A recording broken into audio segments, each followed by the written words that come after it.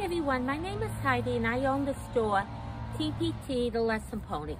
I was going to show you a lab today, but I changed my mind and I thought that I would talk to you about an issue that I saw come up on Facebook about 4 or 5 days ago, and I thought to discuss it with you.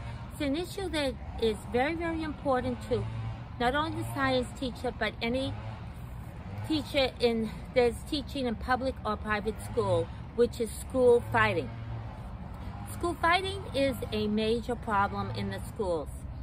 Do not think that school fighting didn't take place 50, 70 years ago. My father was a football captain and he broke his clavicle, this bone here, breaking up a school fight back in the early 1960s. We saw Little House on Prairie the other day, my husband and I. There was a school fight there in the 1850s. However, it is my belief that school fighting has become much worse over the past few years, and the reason being are the following. Number one, when I first started teaching in the 1970s, there was no such thing as social media.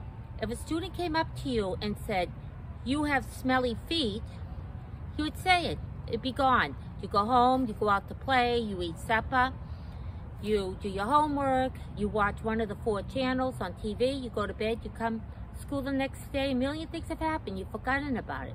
However, in today's social media, student could post on Facebook that I have smelly feet. 6 months later, students see that someone wrote that I have smelly feet. Also, the politics. This video is not about politics, but it's about the tension in schools. Everywhere you go now, right or left, people are very, very worked up, and I believe this is carrying over to the schools.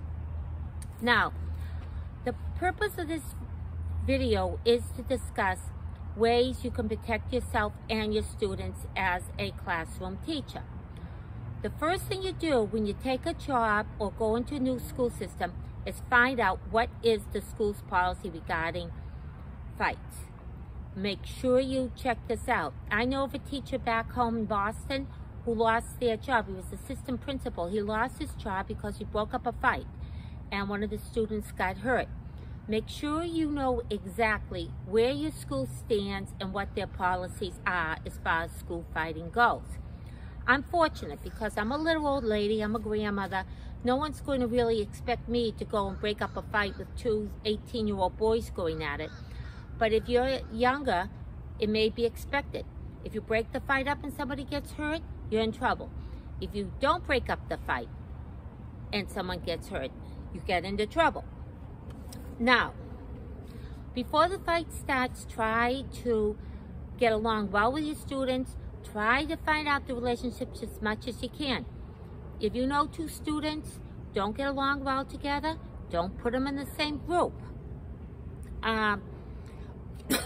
Some of the reasons that students do fight is relationships are teasing, dominance, dispute, and just malicious gossip. If you see a fight taking place, what you need to do is the following. First, try to stop it. Stop it with verbal commands. Say, everybody stop what you're doing right now. Please back down. You don't want to get suspended. The most important thing is do not lose your control. Excuse me. Do not lose your control at any point during the fight. If you lose your control, you're only going to be adding more energy to it. Call for security. Call for security as soon as you can. Have the administration, the assistant principal, or the police get involved as quickly as you can.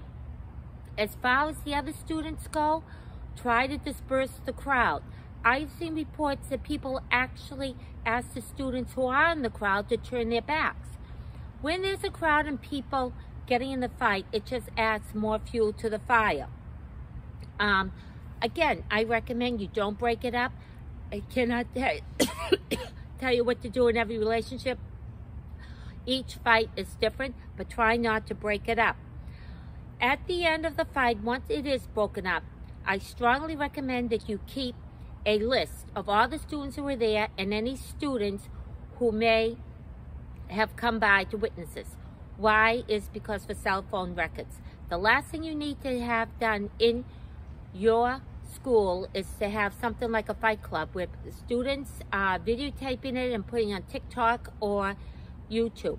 So make sure you give a list to the office and you keep a list of everyone who is present. Also write down notes, exactly what happened, the time, the date, as detailed as you can, as soon as you can. Keep this for your own records in case, God forbid, some legal action would take. If you like this video, excuse the cough, please hit the like button. I would really appreciate, not only for me, but for everyone else viewing this video, if you could please leave your comments below. How does your school handle it? How would you handle a school fight? This is a major problem in today's schools, and we need to address it as a community